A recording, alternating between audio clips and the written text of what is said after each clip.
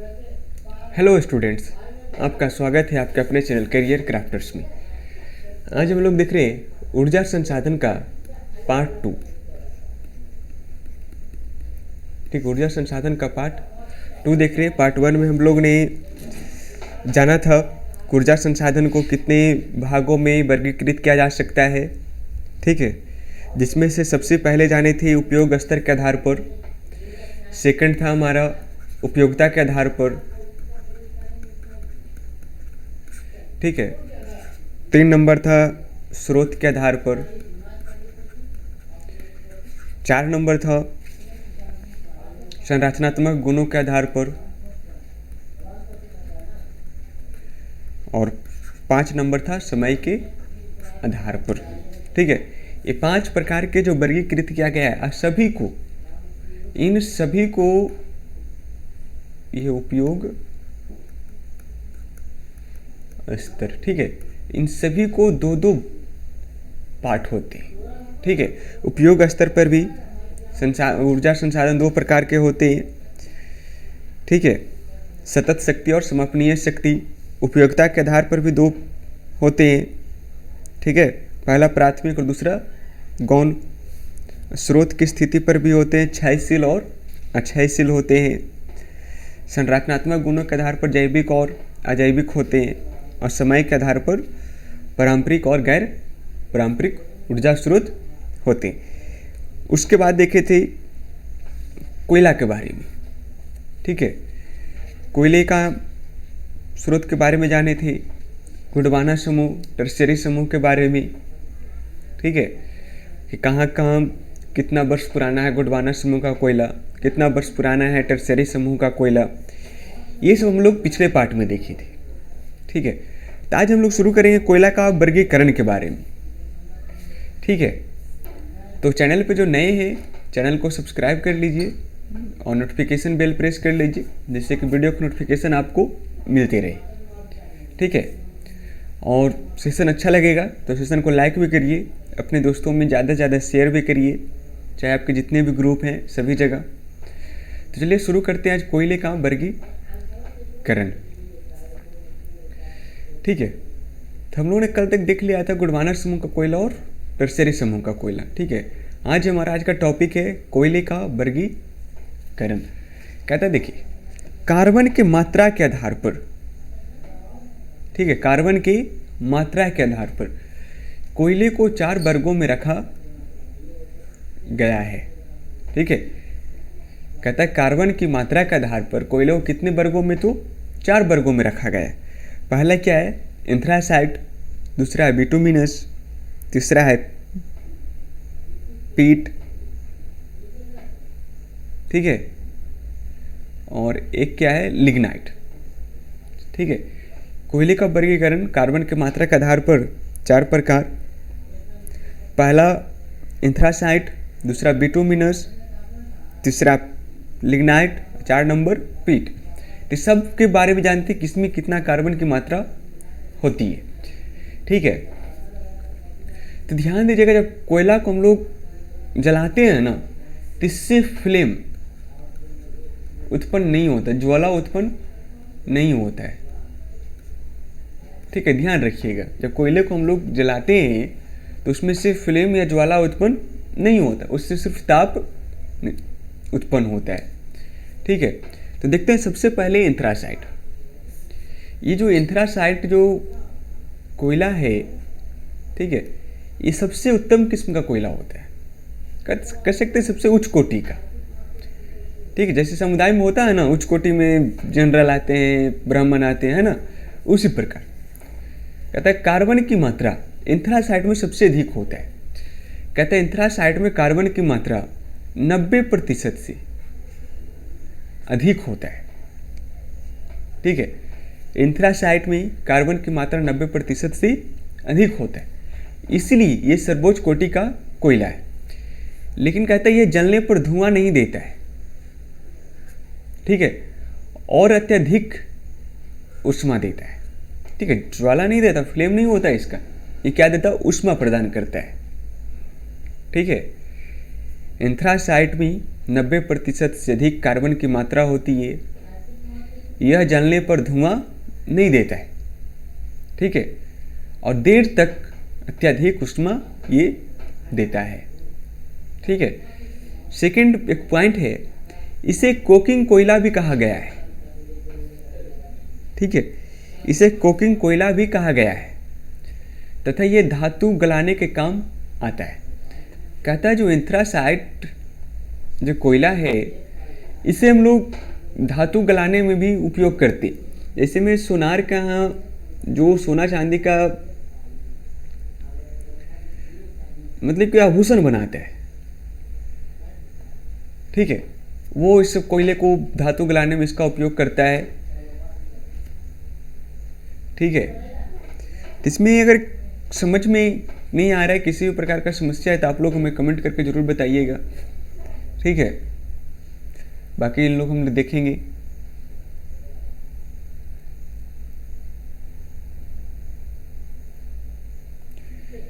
अगला है बिटुमिनस। जो सेकंड कोयला का प्रकार है वो क्या है? बिटुमिनस। कहता है इसमें 70 से 90% कार्बन की मात्रा धारण किए हुए रहता है। कह सकते हैं बिटुमिनस में 70 से 90% कार्बन की मात्रा होती है तथा इसे परिष्कृत कर कोकिंग कोयला बनाया जा सकता है। कहता है परिष्कृत करके, ठीक है, रिफाइनरी करके इसको भी कोकिंग कोयला बनाया जा सकता है, ठीक है। और कहता है भारत का अधिकतर कोयला इसी श्रेणी का है, ठीक है, बिटुमिनस श्रेणी का ही अधिकतर कोयला है। तो कोकिंग कोयला कहते हैं किसे, क्या होता है इसको जान लेते हैं। कहता है जब कोयला को 600 डिग्री सेल्सियस तक, यानी सेल्सियस से ऊपर गर्म करने पर, ठीक है, गर्म करने पर जो संश्लेषित पदार्थ बनता है ना, जो गर्म करके, समझना ध्यान से, जब कोयला को हवा के अनुपस्थिति में 600 डिग्री सेल्सियस के ऊपर गर्म करने पर उसके बाद जो पदार्थ बनता है उसी को हम लोग क्या कहते हैं? कोक कहते हैं, ठीक है। जिसमें जो इसको जलाने पर इसमें राख, ठीक है, राख का मात्रा कम जाता है, ठीक है, राख का मात्रा कोक में मात्रा क्या होता है? कम हो जाता है। ऐसे जानते जब कोयला को निकासा तो उससे पहले उसमें आग लगाया जाता है ना, उसके बाद ही मार्केट में उबाता है। तो वही कह रहा है जो कोकिंग कोयला होता है उसका निर्माण कैसे होता है, तो उसको 600 हवा की अनुपस्थिति में 600 डिग्री सेल्सियस से ऊपर, ठीक है, गर्म करने के बाद जो पदार्थ बनता है उसी को हम लोग कोकिंग कहते हैं, कोक कहते हैं, ठीक है। इसका उपयोग स्टील उद्योग में किया जाता है, ठीक है। आगे हमारा लिग्नाइट, ठीक है। ये जो लिग्नाइट है थर्ड नंबर, ये कहते हैं यह निम्न कोटि का कोयला है, ठीक है। लिग्नाइट को निम्न कोटि का कोयला माना जाता है, जिसमें कार्बन की मात्रा 30 से 70% होता है। लिग्नाइट में कार्बन की मात्रा कितना से कितना प्रतिशत? तो 30 से 70% होता है। कहता है यह कम ऊष्मा तथा अधिक धुआं देता है। जो लिग्नाइट है यह कम ऊष्मा देता है और अधिक धुआं देता है, ठीक है, ऊष्मा कम धुआं अधिक। और लिग्नाइट का दूसरा नाम कह सकते हैं, इसे हम लोग भूरा कोयला के नाम से भी जानते हैं या फिर भूरा कोयला भी इसे कहते हैं, ठीक है। नेक्स्ट है पीट, ठीक है। कहते हैं इसमें कार्बन की मात्रा 30% से भी कम पाया जाता है। जो पीट है इसमें कार्बन की मात्रा 30% से भी कम पाया जाता है। कहते हैं यह पूर्व के दलदली भागों में पाया जाता है। कहता है जो पीट कोयला है यह पूर्व के दलदली भागों में पाया जाता है। इसमें कार्बन की मात्रा कितने प्रतिशत? तो 30% होती है। कंप्लीट है। अगर आपसे क्वेश्चन पूछता है कि बताएं सबसे उत्तम किस्म का या फिर सबसे बढ़िया कोयला कौन है, ठीक है, एंथ्रासाइट, बिटुमिनस, लिग्नाइट या पीट, तो क्या हो जाएगा? एंथ्रासाइट, ठीक है। और पूछ देगा सबसे घटिया या फिर सबसे निम्न किस्म का कोयला कौन है, तो पीट। और लिग्नाइट का दूसरा नाम से हम लोग जानते हैं तो भूरा कोयला के नाम से भी जानते हैं। कंप्लीट है। अगर पूछ दे एंथ्रासाइट में कार्बन की मात्रा कितना प्रतिशत होता है तो 90% से अधिक होता है। कंप्लीट है। आगे देखते हैं गोंडवाना समूह का कोयला क्षेत्र। ठीक है, तो हम लोग जाने थे कल कि गोंडवाना समूह का जो कोयला है, जो मुख्यतः 4 क्षेत्र या फिर कह सकते 4 नदी घाटियों में पाए जाते। गोंडवाना समूह का कोयला क्षेत्र है वो मुख्यतः 4 नदी घाटियों में पाए जाते हैं, जिसमें कौन कौन है? दामोदर घाटी, सोन घाटी, महानदी घाटी और 4 है वारधा गोदावरी घाटी। ठीक है, ये 4 घाटियाँ हैं जिसमें गोंडवाना समूह का कोयला मुख्य रूप से पाया जाता है। तो देखते हैं, सबसे पहले हमारा है वितरण के बारे में कह रहा है। ठीक है, कि किस किस राज्य में कोयले का वितरण है, किस प्रकार है। तो सबसे पहले हमारा झारखंड। ठीक है, सबसे पहले क्या है? झारखंड। तो झारखंड कहता है कोयले के भंडार एवं उत्पादन की दृष्टि से देश का पहला स्थान है। ठीक है, देश में पहला स्थान है। इसका अर्थ हुआ कि कोयले के उत्पादन में और भंडार में देश में सबसे पहला स्थान कौन रखता है? तो झारखंड रखता है। ठीक है, कहता है यह देश का 30% से अधिक कोयले का सुरक्षित भंडार है। कहता है झारखंड में 30% से अधिक कोयले का सुरक्षित भंडार है तथा 23% से अधिक उत्पादन करता है। ठीक है, 23% से अधिक उत्पादन करता है। कंप्लीट है। पूछेगा क्वेश्चन, देश में सबसे ज़्यादा कोयले का सुरक्षित भंडार या फिर उत्पादन कौन करता है? तो झारखंड करता है। ठीक है, कितने प्रतिशत कोयले का सुरक्षित भंडार है झारखंड में? 30% से अधिक है। और उत्पादन कितने प्रतिशत? तो 23% से अधिक उत्पादन भी करता है। कहता है झारखंड के मुख्य उत्पादक क्षेत्र हैं जिसमें कौन कौन है? बोकारो, कर्णपुर, रामगढ़, गिरिडीह, झरिया, ये सब क्या प्रमुख उत्पादक क्षेत्र हैं। ठीक है, झारखंड का मुख्य उत्पादक क्षेत्र कौन कौन है? तो बोकारो, गिरिडीह, कर्णपुर, है ना, झरिया, रामगढ़, ये सब क्या है? प्रमुख उत्पादक क्षेत्र हैं। कहाँ का? तो झारखंड का। आगे है धातु उद्योग में उपयोग किए जाने वाला कोयला इन्हीं दामोदर घाटी से ही प्राप्त किया जाता है। कहता है धातु उद्योग में जितने भी कोयला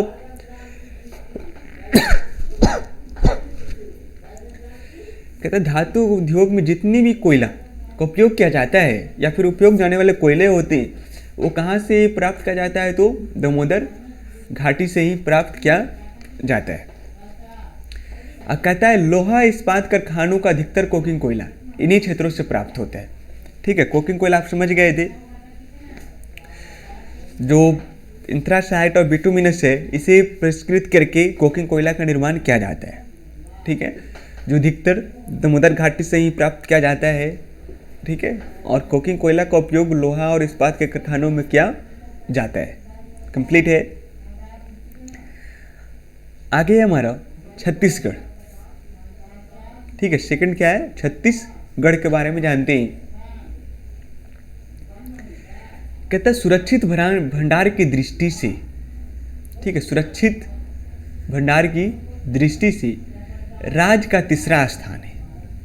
कहता है छत्तीसगढ़ जो है सुरक्षित भंडार की दृष्टि से छत्तीसगढ़ का कितना स्थान है? तो 3रा स्थान।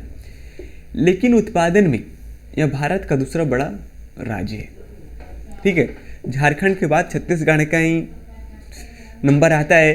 कोयले के उत्पादन क्षेत्र में दूसरा बड़ा राज्य कौन है? तो छत्तीसगढ़। और पहला कौन? तो झारखंड। कहते हैं यहाँ देश का 15% सुरक्षित भंडार है। कहता है छत्तीसगढ़ में कोयले का 15% सुरक्षित भंडार है।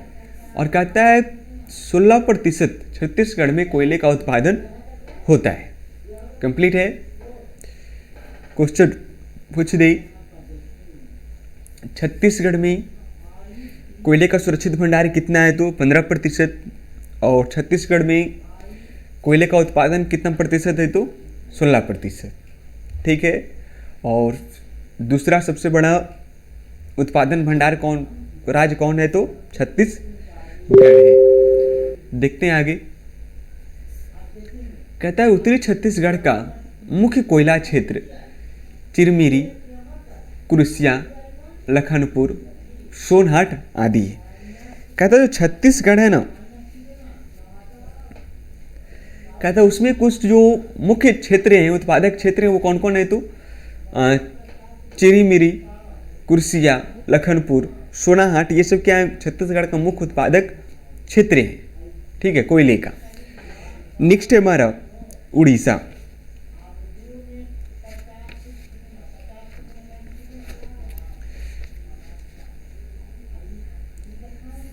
कहता है जो उड़ीसा है थर्ड नंबर हमारा, कहते हैं देश का 1/4 कोयले का भंडार है, ठीक है। उड़ीसा है जो देश का 1/4 कोयले का भंडार है, पर उत्पादन 14.6% ही होता है। कहता है उड़ीसा में 14.6% ही कोयले का उत्पादन होता है। कहता है तलचर में कोयले का विशाल भंडार है, जो वहाँ का क्षेत्र है उड़ीसा का तालचर, वहाँ कोयले का क्या है विशाल भंडार है। यहाँ उच्च कोटि के ना होने के कारण यह भाप एवं गैस बनाने के काम आता है। कहता है जो उड़ीसा का जो कोयला है वो उच्च कोटि के ना होने के कारण इसका उपयोग किस सेक्टर में किया जाता है तो भाप बनाने और गैस बनाने में काम में किया जाता है, ठीक है। जो उड़ीसा का जो कोयला है, ठीक है, उड़ीसा में कोयले का उत्पादन कितना तो 14.6% होता है, और जिसका मुख्य भंडार कहाँ है तो तालचर में है, ठीक है। कोयले का विशाल भंडार है और इसका उपयोग मुख्यतः भाप एवं गैस बनाने में उपयोग किया जाता है, ठीक है। आगे देखते हैं महाराष्ट्र। ये महाराष्ट्र है, कहता है महाराष्ट्र भारत का 3% कोयला का सुरक्षित भंडार है। कहता है महाराष्ट्र में भारत का मात्र 3% कोयला सुरक्षित है।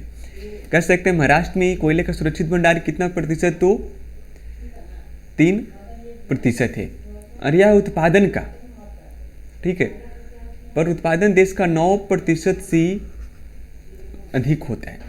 कहता है 3% तो महाराष्ट्र में कोयले का सुरक्षित भंडार है, लेकिन 9% से अधिक जो महाराष्ट्र कोयले का उत्पादन करता है। कंप्लीट है, 3% सुरक्षित भंडार है महाराष्ट्र में, 9% से अधिक, ठीक है, वो उत्पादन करता है। आगे यहाँ अधिकतर कोयला कांपटी, चांदा बारदा तथा बंदेर से प्राप्त होता है। कहता है जो महाराष्ट्र का जो मुख्य क्षेत्र कौन कौन है कोयले का तो कांपटी, चांदा बारदा और बंदेर, ठीक है, ये महाराष्ट्र का मुख्य क्षेत्र है जहाँ से कोयला प्राप्त होता है। आगे है मध्य प्रदेश। कहता है देश का मात्र 7% कोयले का भंडार है। कहता है मध्य प्रदेश में कोयले का भंडार कितना है तो मात्र 7% है। क्यों इतना कम है कि इसका अधिकांश क्षेत्र जो है कहाँ चला गया है, छत्तीसगढ़ में चला गया है, ठीक है।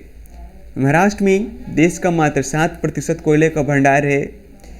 ये भी इतना कम क्यों है तो इसका जो मुख्य क्षेत्र है वो अधिकतर क्षेत्र है वो कहाँ चला गया तो छत्तीसगढ़ के अंतर्गत में चला गया है, ठीक है। कहते हैं यहाँ प्रमुख कोयला उत्पादन सिंगरौली, जोहिल्ला, सोहागपुर तथा उमरिया में होता है। कहता है मध्य प्रदेश में कोयले का जो भंडार है या फिर उत्पादन होता है वो कहाँ होता है तो सिंगरौली, जोहिल्ला, सोहागपुर और उमरिया में होता है। कंप्लीट है। आगे पश्चिम बंगाल, ये गोंडवाना समूह का लास्ट है पश्चिम बंगाल। कहता है सुरक्षित भंडार की दृष्टि से देश का चौथा एवं उत्पादन में 7वां स्थान रखता है। कहता है जो पश्चिम बंगाल है वो सुरक्षित भंडार की दृष्टि से देश में अपना स्थान कितना रखता है तो चौथा स्थान रखता है, और उत्पादन की दृष्टि से ये 7वां स्थान रखता है पश्चिम बंगाल, ठीक है।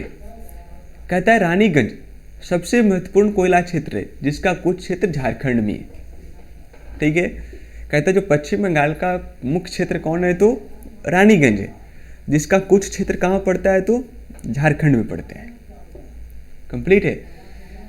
रानीगंज सबसे महत्वपूर्ण कोयला क्षेत्र है जिसका कुछ क्षेत्र झारखंड में ही पड़ता है। देखिए आप लोग को समस्या आ रही होगी ये सब को सुनने में, लेकिन फिर भी आपको ये सब पढ़ना है तो पढ़ना ही पड़ेगा। कंप्लीट है। इसके अलावा आपके पास कोई चॉइस नहीं है। तो बता दें, अभी तक जो चैनल पे बने हुए हैं वो चैनल को सब्सक्राइब भी कर लें। ठीक है, और वीडियो को लाइक भी करिए, अपने दोस्तों में शेयर भी करिए। ठीक है, आगे देखते हैं टर्सरी कोयला क्षेत्र।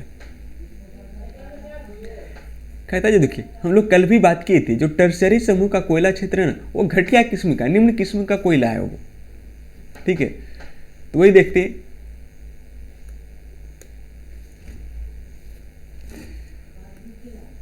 तो टर्सरी युग में बना कोयला नया एवं घटिया किस्म का होता है। जो टर्सरी समूह का कोयला का निर्माण 5.5 करोड़ वर्ष पहले हुआ था, है ना। वही बात कर दी गोंडवाना समूह का तो 20 करोड़ वर्ष पहले हुआ था। समझिए कितना अंतर है। तीसरी एक कारण जो इस टर्सरी समूह का जो कोयला है वो क्या है, नया कोयला एक तो है और वह घटिया किस्म का होता है। यह कोयला मेघालय में दरगिरी, चेरापूंजी, लांगरीन आदि क्षेत्रों से निकाला जाता है। ठीक है, कहता है ये जो टर्सरी समूह का कोयला है ये तो सबसे पहले घटिया किस्म का कोयला होता है।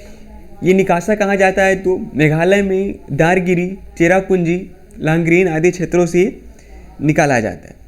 और इसके साथ साथ असम से भी निकाला जाता है। इस जो टर्सरी समूह का कोयला क्षेत्र है ये कहाँ भी है तो कह सकते हैं असम में भी है ना, अरुणाचल प्रदेश में भी है, जम्मू कश्मीर में भी है।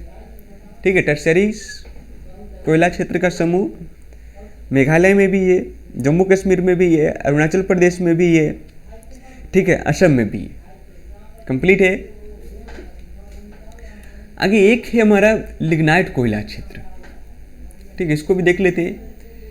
लिग्नाइट कोयला क्षेत्र, इसमें से मुख्य रूप से कौन कौन था, टर्सरी समूह और गोंडवाना समूह का कोयला क्षेत्र। ठीक है, लेकिन थर्ड है हमारा लिग्नाइट कोयला क्षेत्र, इसको देख लेते हैं। यह एक निम्न कोटि का कोयला होता है। जो लिग्नाइट कोयला क्षेत्र है यहाँ कहता है निम्न कोटि का कोयला होता है।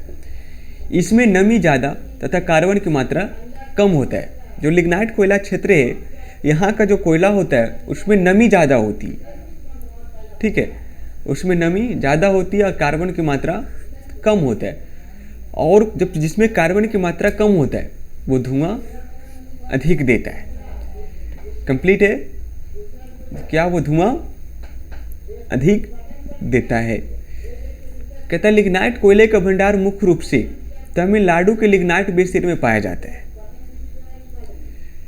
ठीक है, कहता है जो लिग्नाइट कोयले का भंडार है मुख्य रूप से तमिलनाडु के लिग्नाइट बेसिन में पाया जाता है। कहते हैं यहाँ देश का 94% लिग्नाइट कोयले का सुरक्षित भंडार है।